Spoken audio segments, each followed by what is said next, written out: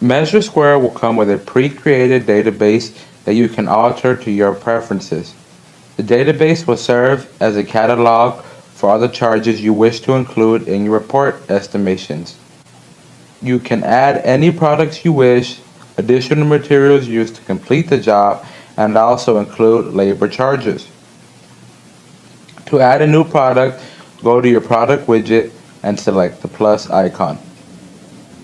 Edit each row to your preference, such as the type, unit, or display color. When finished, select Done and the product will be added to your catalog. To add a new product, such as a carpet with a pattern, go to your product widget and select the plus icon. Edit each row to your preference and enter the corresponding measurements under the horizontal and vertical repeat. When finished, select Done and the product will be added to your catalog. Pattern will reflect when the product is used in the diagram.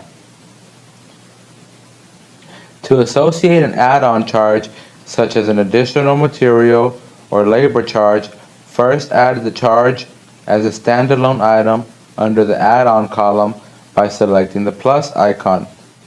Edit each row to your preference and select Done. For example, if you want to charge pad along with carpet, make sure the units match and select Use Shape Quantity.